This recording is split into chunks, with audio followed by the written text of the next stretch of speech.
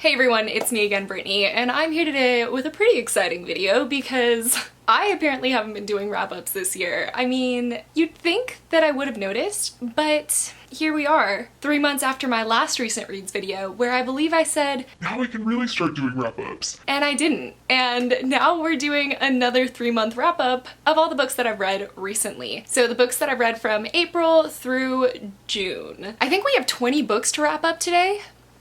So I'm pretty excited about this. I am not going to be getting super in-depth in these kinds of reviews. To be totally fair, I actually normally do a pretty thorough review during my weekly reading vlogs. So if I have any of these books in those weekly reading vlogs, I'll try and link them down below or something of the sort. That way you guys can find a more in-depth review. But even if I don't have it in a weekly reading vlog, I'm still going to be linking these books down below. And if you follow that link, you can purchase it on your own, or you can read the summary that I have lacked to give. Look down below if you need more information on these books. And before we get started with this video, I do want to say thank you to BLINKIST for sponsoring this video. BLINKIST is a really neat app, and I really feel like a lot of us are going to get a lot of good out of it. Basically, it's a service that summarizes nonfiction books into about 15-minute segments that you can either read physically or listen to audibly and get all of the most important topics within a book. Personally, I probably wouldn't switch out a little blink, which is what they call it, for the full book, but this actually saves some time in the way that it makes you realize which books you do want to listen to more thoroughly. Because you're listening to these little 15-minute segments, you're getting all the bullet points and all of like the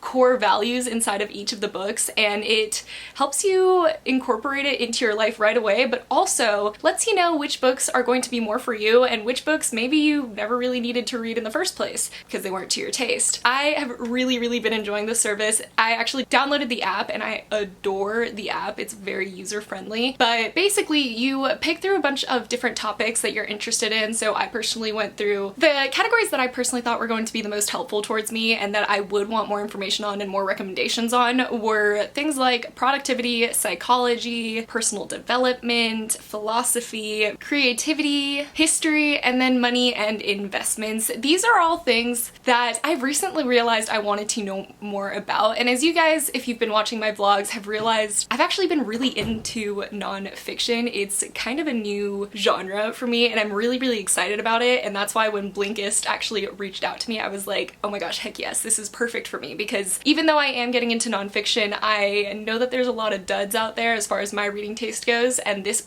really helps me narrow it down. So one of the first little blinks that actually called out to me was actually called Sapiens by Yuval Noah Harari. I've been really interested in history lately, and I've actually been watching a lot of crime YouTubers that also do history lessons on YouTube and have been kind of getting my history from there, but I've been wanting to maybe delve more into actual books and literature that have to do with our history. So when I saw Sapiens, which is sort of like a full crash course history on the entire span that humans have been around on this planet, starting from zero all the way to now. And in this one particularly, it explores key elements in human history, anything from like the creation of language to the creation of money. I just started that one and it's really interesting. I feel like if I had seen the full-length novel, I would have been intimidated, and having just this little like bite-sized portion is going to be just enough to either make me be like, oh yeah, that was cool, or actually leave me wanting more and find the audiobook itself. It does actually offer some nonfiction audiobooks for you to download and keep forever in your library as well. And so all of this to say that if you are interested in something like BLINKIST for yourself, they are actually having a pretty crazy deal right now on their premium membership. And if you go to blinkist.com/brittanythebibliophile, you can try BLINKIST Premium for free for 7 days, get 25% off your first BLINKIST Premium membership, and up to 65% off of audiobooks that you get to keep for forever if you become a premium member. Yeah, definitely check out BLINKIST. I will also leave all of this information down below for you to follow the link in case you're interested. So without further ado though, let's actually get into the books that I've read recently. We are going to go in order of chronological. We're gonna go in chronological order. So starting with April, I actually read 9 books in April, so let's just dive in because there's some pretty exciting ones, there's some not so exciting ones. The first 2 I'm actually just going to talk about together because if you'd watched my last recent reads video, you knew I was doing a reread of the Mortal Instruments series. So that finished up with City of Lost Souls and City of Heavenly Fire by Cassandra Clare. These are the last 2 books in the Mortal Instruments series, and I actually gave City of Lost Souls 3 stars. It's definitely not my favorite. It actually might be my least. No. The book before this one is my least favorite in the series, but this one just isn't that interesting. Everything that happens in it just feels kind of unnecessary. Like, we didn't need to have to go on this journey to get to where we get in City of Heavenly Fire, if that makes any sense. I feel that way about this book and the one right before it as well. And then City of Heavenly Fire, I actually gave 4 stars. I was kind of shocked about this because I remember being just so enthralled with City of Heavenly Fire and adoring every second of it the first time that I ever read it. And on this reread, I just kind of realized that it fell a little flat for me. Even though it was really cool and it was intense and action-packed as I remember it being, I just wasn't in love with it. Like, this isn't something that I would want to really reread over and over and over again, and it wasn't something that left a lasting impact, and honestly I kind of feel like it's a little forgettable. There are some pretty lengthy descriptions in the demon realm that, I mean, do you need it? Maybe not. That's that. But after that, I actually read a very surprisingly amazing book in April, one that I never imagined loving as much as I did, and that was Mirage by Samaya Dodd. I actually gave this 5 stars. I picked this up on a whim because I needed it for the Owls challenge that I was still completing. I loved it. It was just... This is one of the ones that I actually did talk about in a reading vlog, so I'll try and link that right up here so that you can actually see like my full review of it, because I talk a lot more about like the aspects that I really enjoyed than what I'm going to talk about it right now. But Mirage is a really fascinating fantasy story. Is it fantasy? Is it sci-fi? Is it historical? It has a lot of genre blends, and it's such a good blend about a girl who actually gets taken away from her small village, from her family, because she has an uncanny appearance to the princess, and the princess in this world is absolutely despised, and they're actually going to be using this girl to be her body double so that if there's ever, you know, an attack, at least it's just the body double that's going to be attacked. And that was all I really knew going into it. I'd been really intrigued when I first got it, but then I never heard anything about it, never really wanted to pick it back up, but I'm so happy I did. Like I said, there's like a lot of genre blending going on in here, and there's a lot of really amazing like friendship focuses. I just really love it when a character that is supposed to be evil kind of has a reason for being evil, you know, they might be redeemable kind of evil. That's one of my favorite tropes, and it's done so well in this book, and I just really feel like this packed such a punch in such a short story, and I know that the second book is coming out soon and I'm so excited. Now talking about a book that I didn't like as much, and that's gonna be Even the Darkest Stars by Heather Fawcett. I'm pretty sure I talked about this in that same vlog. I gave this 2 stars. I just was underwhelmed overall. First of all, I thought it was just a standalone for whatever reason, so when we got to the very end and it left off on, in my opinion, an unnecessary cliffhanger, I was just... okay, why? I just really feel like it had a lot of potential in the areas that I like, but the main character in this, she accepts a lot of bad treatment for herself, and I really didn't like that. I didn't like how all of the other characters were able to kind of bully her and it was never addressed. I thought that maybe the descriptions of the rock climbing were a little too lengthy. Like, thank you for doing your research, I appreciate that, but maybe like not so much terminology, because it's not like I'm gonna become a rock climber, so I don't really need to know what this knot is called and that hook is called and this kind of technique is, you know? It just, I felt underwhelmed, and I really did expect a lot more about dragons, and there are dragons, but like, not really. It was all over the place. But now speaking about a book that I adored, and I'm not going to talk about it much right now, but I read House of Earth and Blood by Sarah J Maas. I feel like I've talked about this so many times at this point, and yes guys, trust me, that vlog is coming. I just really need to like chop up the footage together because it's overwhelming in a way, because I really want to give this a thorough review in that vlog, and I want to be able to like really delve in and talk about my feelings on it. I adored this. It was a 5-star. I know that Sarah J Maas's writing isn't for everyone, but the thing is that Sarah J Maas tends to write main characters that I relate to very deeply, and in that sense I can never not love it. I just really fall into the world. I love her like trashy kind of like love stories that happen throughout the novels, and I love, in a sense, some of the predictability that comes along with it, but I just have a really good time. Sarah J Maas is hands down my favorite author, which is hard for me to say. You guys know it's hard for me to say favorites in general, like I don't like picking favorites, but Sarah J Maas is like,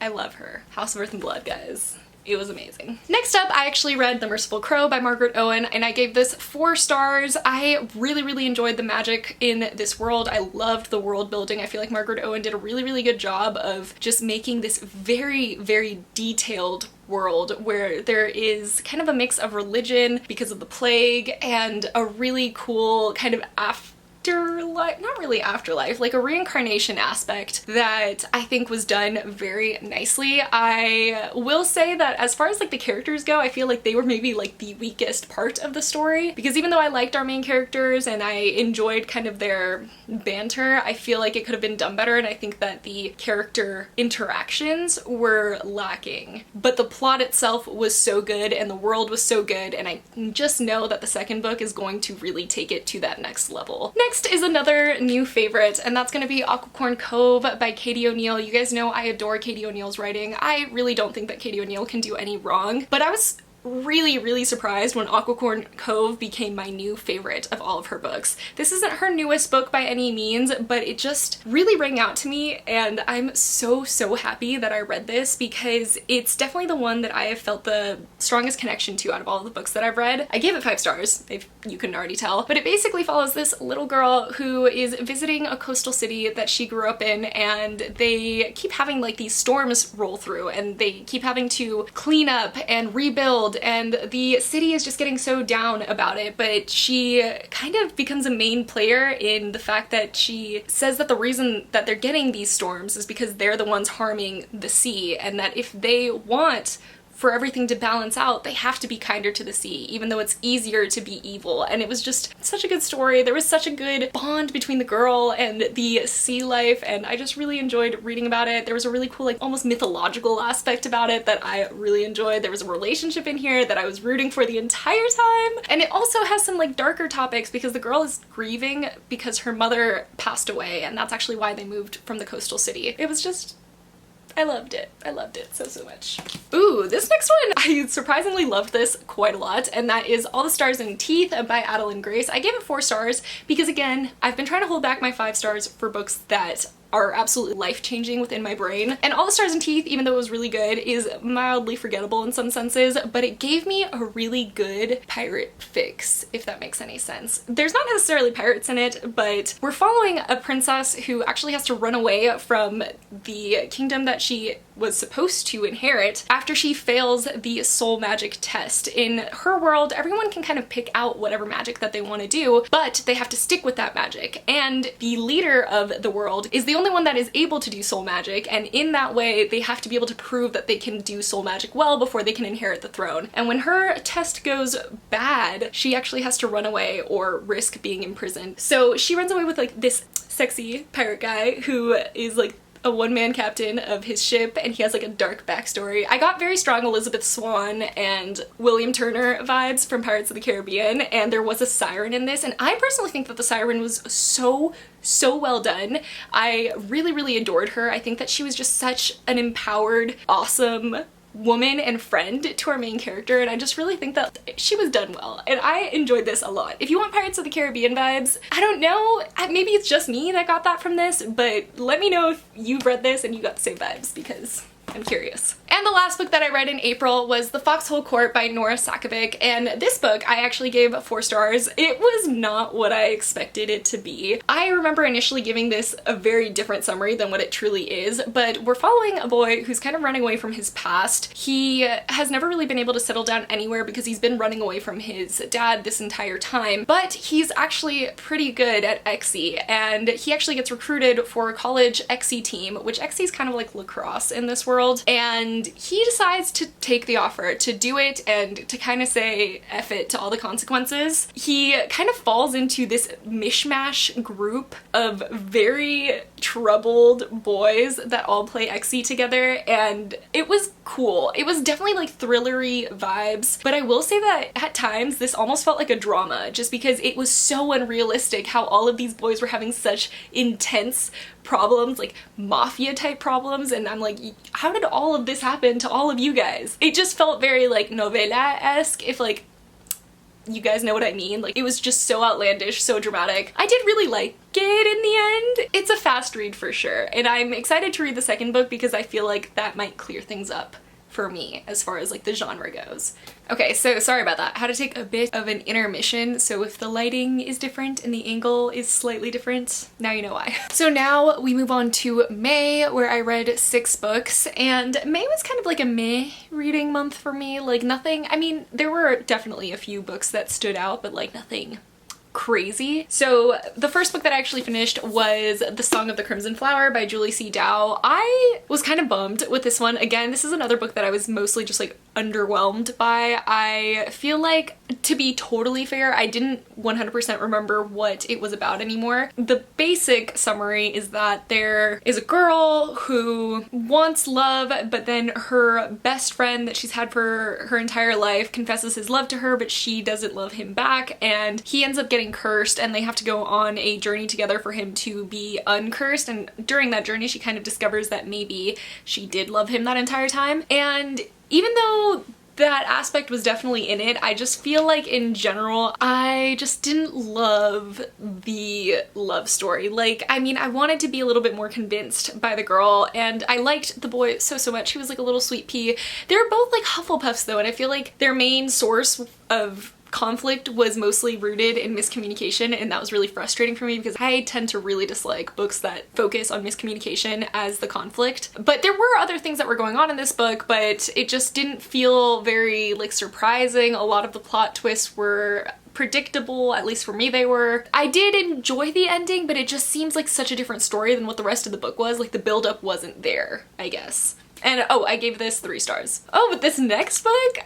This was such an exciting book for me. And that's gonna be The Gilded Wolves by Roshni Chokshi. I gave this book 4 stars. I really enjoyed this though. I tend to really love Roshni Chokshi's writing. I just think she writes so beautifully and lyrically. But The Gilded Wolves is one that I had put off for so long because of all the mixed reviews when it first came out, about everyone saying that it was exactly like Six of Crows. And I've said this a few times, especially if you've seen my mid-year book freakout my mid-year book freakout tag. I mentioned how everyone had such negative things to say about it, so I put it off for so long. But when I finally read it, I could not for the life of me see where these people were coming from.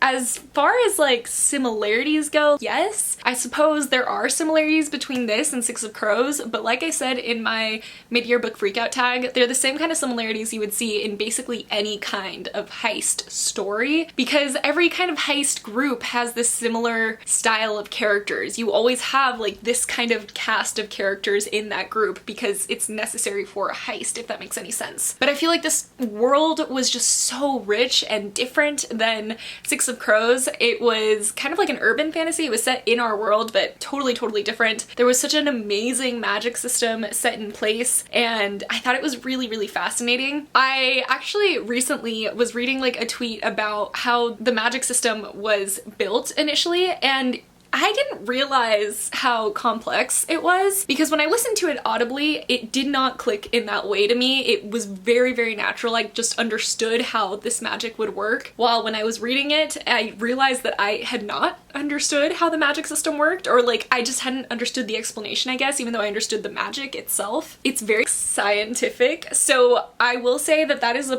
part that I completely understand people getting stuck on, and I would honestly recommend listening to this audibly. I think that the audiobook was really well done, and I personally, at least, tend to absorb information like that a lot better audibly. So yeah, I really enjoyed The Gilded Wolves, and I cannot wait for the second book. After that, I actually read Soul of the Sword by Julie Kagawa, and this one I'm actually going to be changing my rating on because I initially gave it 5 stars. I mean, even in the vlog, you can see me say that I could not find a reason for it to not be 5 stars, but that is not a good reason for it to have been 5 stars, at least not like in my rating system. Like a 5-star for me really has to be life-changing. I liked Gilded Wolves more than I liked Soul of the Sword, so let's put it in that perspective. Soul of the Sword was a good sequel to Shadow of the Fox, but I feel like Shadow of the Fox was so much stronger. I will say that these books are written in a way that makes it really feel like you're watching an anime, like a really good classic anime.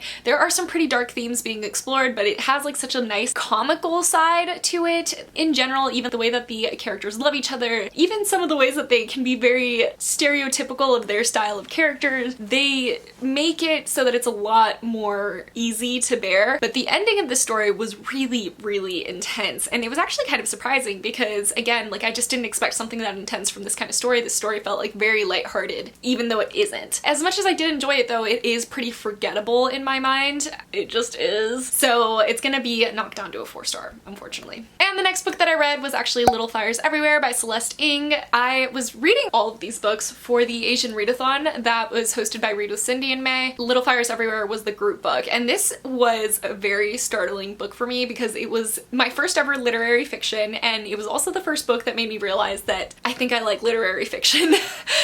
It's strange because at the end of the day, I love fantasy because it's very escapist for me. I really like being in a different world and a completely different mindset. When I think about literary fiction, it's supposed to be dull, everyday, normal, adult things, and I was like, wow, that just sounds so boring. And then I read Little Fires Everywhere and I was like, actually, I kind of love this. It's so simple and like straightforward that it just, I don't know, it did something good for me. Like, I loved hearing all these little like small town dramas happening. Yes, give me the tea. I'm just in there like, yes, give me the tea, sis. Let me know why this mother ran away from her family, and tell me why she's just appearing in this small town, and tell me more about how your rich friend wants to adopt an Asian baby. I would love to hear it. It was just such good, juicy drama. It was a good time, and I will say though that I wish that the ending had been like a little bit longer. I wanted a bit more out of it, but I've actually heard that the show does the ending a little bit better, so I really do want to see it. And I gave this book 5 stars. Next, I actually read We Hunt the Flame by Hafsa Faizal, and this one,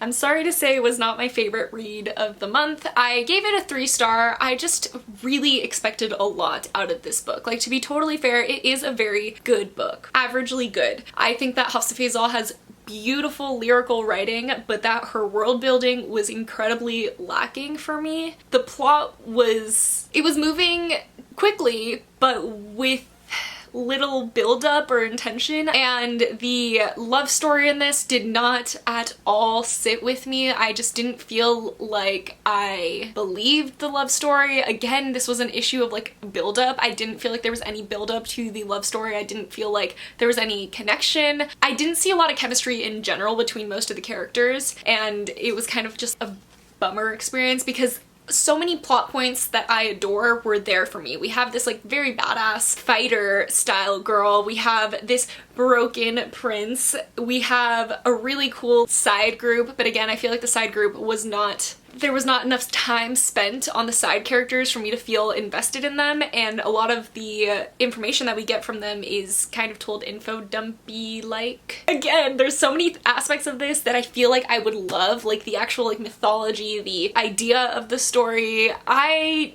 think there's a lot of things in here that I would adore, but I just think that like the execution was not for me. But I do still want to read the second book. I feel like the second book might be a lot more to my taste. I know that this was Hafsa Faizal's debut novel, and that's probably just why there were certain aspects of it that probably just didn't sit right with me. Maybe I was just being a little too critical. These are all possibilities. So I'm definitely gonna read the second book and see how I feel about it. Oh, I still have my bookmark in here.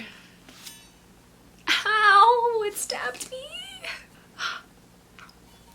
The last book that I read in the month of May was Frankly in Love by David Yoon. I really enjoyed this. I will say though that, again, this was kind of a book that I maybe expected a little bit too much from. I did end up giving it 4 stars, but I just feel like there was some really amazing discussions about race. We're following Frankly, who just kind of doesn't know where he fits in. His parents have immigrated from Korea, and they still very much keep with their Korean ways. They still really only talk to Koreans and think that it's only right for their children to eventually date and marry a Korean. And they're very hard set in these thoughts. They tend to be pretty racist at times, as well as immigrant parents tend to be. And we do have a lot of really great discussions where Frankly is kind of trying to open their minds to how they're having very like microaggressive thoughts about other races. And in general, there's really sad things happening. Before the story starts, his sister has already been disowned by their parents because she is with a black man. I just feel like there was a really good discussion throughout, but at the end it almost like lost steam. But that wasn't really the part that like hit me. There is a relationship that happens in this story which I think is really adorable, but in the end it kind of ends up leading to, I just don't want to say too much because I don't want it to be a spoiler, but the way that the relationship ends is not appropriate. I just was not a fan of it. It didn't necessarily end. The character that he's dating is almost used as a plot point throughout it, and that maybe she wasn't even entirely necessary to the story at all because she doesn't really end up playing that big of a role, and I feel like more than anything she was hurt. So the final relationship, I really liked that one, but again it ended very suddenly. And I also feel like there was a best friend in this, and his story would have been so fascinating, but it was not expanded upon. Like, he was just a really good friend the entire time, and I feel like Frank wasn't that great of a friend to him, and there's like a big reveal at the end about the best friend, and I just feel like that was also kind of used as like a plot point more than anything else. But I am really excited because I'm pretty sure there's another book coming out and that it's actually going to follow the best friend, and I think that that would be amazing, because the entire time I was saying with my reading vlog with this that I think it'll be amazing if there's a second book, because I think that there's a lot of things that can be expanded upon but that the first book did really well. Okay, so now let's get into June. In June I read another 6 books. So the first book that I read was actually Felix Ever After by Kaysen Callender. I adored this. I gave it 4 stars. It was just it was really, really sweet. In it, we follow Felix, and Felix has never been in love, and he knows it's pretty ironic because his last name is Love, if I'm not wrong. Yeah. He's just dealing with quite a lot because at the start of the story, there is some bullying that happens against him where someone uses his dead name and posts pictures of him before he transitioned, because Felix is transgender, and it's just very hurtful, and the entire story is kind of him trying to find out who did it and getting revenge on that person, but maybe falling for the person that did it in the end. There's so much more that's going on because he is questioning his identity, and it's kind of proving that it's okay to question it. You're not ever gonna be forced to stick with one thing just because that's what you thought you needed. And I think that like the way that his best friend, particularly Ezra, I loved him. I loved how he dealt with all of it. He really took everything in stride. There was never a moment of judgment. He was like how everyone should be with their friends. Like, you should never, I don't know. He was just a really good friend. I loved Ezra. He was probably like my favorite part of the story. Felix gave me a lot of anxiety because there's a lot of times where I felt like he was pushing everyone away, and I was so nervous for him. I didn't want him to be like left alone in the end, but I loved the end. It was really sweet. So the next book that I actually read was White Rage by Carol Anderson. I gave this 5 stars. I was reading this and the next book for the Blackout Buddy read that happened, and I really do feel like I learned a ton from these 2 books, but White Rage particularly I adored. It was like a history lesson, truly. It was just all this history stemming from after the Civil War to present day that we are not, at least personally, I was not taught in school, and it was just very straightforward facts and like, this is how things are, this is what you should know kind of situation, and I feel like it really is something that was fascinating to learn about and was heartbreaking at times, and I just think it was a good thing for me to have knowledge on. And I gave this book 5 stars. I really thought it was well done. I thought it was so informative. I loved it. But the next book was White Fragility by Robin DiAngelo, and this one I didn't like as much. I gave it 4 stars at the time, but looking back on it, it's honestly probably more of a 3-star for me.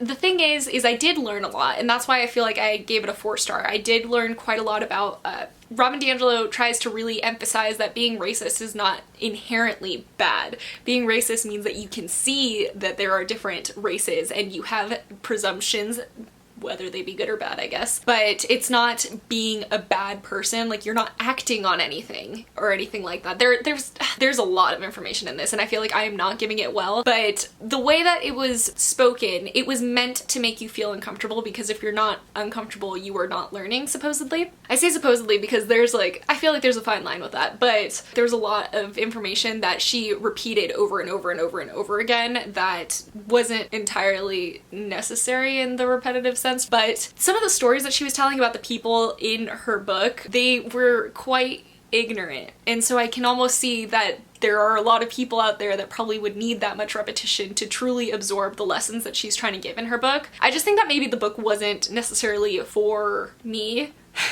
which is a strange thing to say because technically Robin DiAngelo is a white woman that wrote this for white people to understand race and racism better. But in the beginning she does make a note that this isn't going to hit the same if you are a person that is mixed in any way or a white passing person, because inherently your brain is wired slightly differently than someone that is 100% just white or something like that. And I think that in that sense, that's probably where I was losing some things in translation. I do still think it's very informative. I think that it's something that a lot of people would gain a lot out of, and that's why I left it at 4 stars, but I've been kind of tossing it up. The next book that I read in the month of June was You Should See Me in a Crown by Leah Johnson, and I loved this book, guys. I gave it 5 stars. It was just really sweet.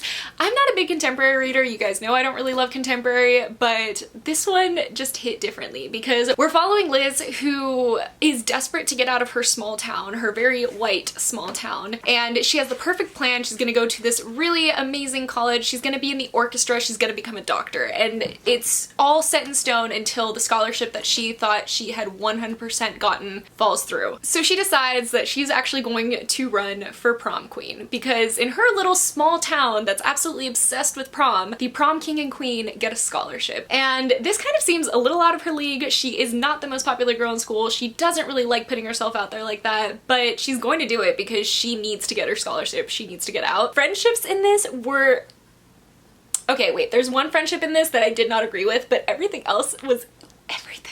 There's like one friendship that she makes that is kind of a rekindling of an old friendship that she had that I absolutely adored the entire time, and there's like a big reveal at the end about kind of why that friendship fell through, and I was shocked. When I tell you, I mean, it was a little bit predictable, but the thing is, it's like, it felt very dramatic. I feel like Liz was such a sweet character and she might have forgiven one of her friends a little bit too easily, but at the end of the day, I can kind of understand why she did it. And there was another really sweet love story in this that just was so cute because there's another girl that's running for prom queen and she's new to the town, and Liz and her might become friends, and Liz and her might become more than friends. I'm not saying anything else, but it was really, really precious, and it just hit me in all of the emotions. Like, I was literally tearing up, and I don't normally tear up at books, but this one, it had me there. The next book that I read in June was All Boys Aren't Blue by George M. Johnson. I really enjoyed this. June was the month where I discovered that I actually did like nonfiction, which was pretty intense for me, which is actually like the month that also Blinkist reached out to me, and I was like, wow, this is perfect because I'm just suddenly liking nonfiction, and now this nonfiction company is like reaching out to me. This is literally meant to be. So All Boys Aren't Blue is a nonfiction work by George M. Johnson, and it's a memoir slash, oh god, what's that called? It's another M word. Manifesto! Haha, I did it before I could type it in. So it's a manifesto and an autobiography of his life, and it was so interesting. Again, really, really well done. I feel like his timeline was so easy to follow, and every story had its own impact, but it also was almost like for him. And I really appreciated that because a lot of times people write things for others, but you could really feel that this was for him. Like, this was for him to look back on, for him to give to other people, for him to explain himself, not even explain himself, for him to say. And I feel like it was just very authentic and so well done. I really like this, obviously. Yeah, I think I gave it 5 stars, but Luna's on my bullet journal right now, so I can't actually see. So it's either a 4 or 5. And the last book, wait, I think I actually finished this in July. Luna, I have to get under you. I'm sorry. I'm so sorry. I'm so sorry. I'm so sorry. Oh, she's biting it. I finished this on the 1st of July, but we're just gonna talk about it in this video because I read most of it in June. And that's Odd One Out by Nick Stone. I actually ended up giving this book 3 stars. I don't know. It didn't completely sit well with me. We followed 3 different perspectives in this, and the only perspective that I felt was very authentic and genuine was our last perspective of Jupiter, because we are following, again, 3 characters. We're following Cooper, who is this big jock guy who is the best friend of Jupiter, and Jupiter is this very like badass feminist activist lesbian. Then there is a new person that joins their duo, and that is Ray. The entire time it was kind of hard to understand where all of these different characters like really intertwined in each other's lives. And by the end, even though I liked the ending, I just feel like, again, this is one of those scenarios where one of the relationships didn't need to have happened. Like, it almost was just a plot point to move the other relationship forward, and in the end that one person ends up getting pretty dang hurt. And I didn't like that much. Even though I feel like the interactions were realistic, because this is kind of probably how teenagers would deal with this kind of situation. I don't even know how to describe it really. And also, reading from the guy's perspective made me extremely uncomfortable. I mentioned this in my vlog, and I'm sure that guys really do think like this. I'm sure. Do not get me wrong, I feel like this might be one of the most genuine things, but like the way that he was constantly thinking about Jupiter, like whenever he'd see her like in little shorts or something like that, it just was so awkward. He has no reason to think that she would ever want to be with him, and like the entire time he's kind of like physically showing that he's attracted to her, if you can catch my drift. It was just kind of awkward. But like, again, this is kind of how I'm sure teenage boys think. So I'm not saying it's not authentic, I'm just saying it made me a little uncomfortable. So those are the books that I read from April through June. I hope that you guys kind of liked this recent reads. I know that it was maybe shorter on the summaries. I feel like I really took a long time on the second half of the summaries, but not the first half, so we'll see what editing Brittany thinks. And again, please check out Blinkist if this is something that you would be interested in. I just think it's gonna be a really amazing service where I can get a little taste of another genre and see if I truly want to delve into it with the full book. Be sure to check out my link down below, and thank you to Blinkist for sponsoring this video. Other than that, that's gonna be all that we have to talk about today. I hope that you enjoyed this video. Check the links down below if you want more information on the books. So that's gonna be it for this video today, guys. I hope you are all staying so safe. I love y'all so much, and I will see you in my next one. Goodbye. Goodbye. Where's my phone? It would help if I knew where that was at all times. We're following Frankly, who has really never been in love, or no. I'm thinking of a different story. I was surprisingly really liking. That was not a good sentence. Come in! Wow, wait, maybe I shouldn't talk about that. Link number 1. Although... And yes, the intermission had everything to do with me putting on lip gloss. Luna! One sec! Are you good? Because I thought that you were shocked about like the whole scholarship thing. That like too. She just bit me. Oh. Good job, bug. Wait, I totally messed up my outro.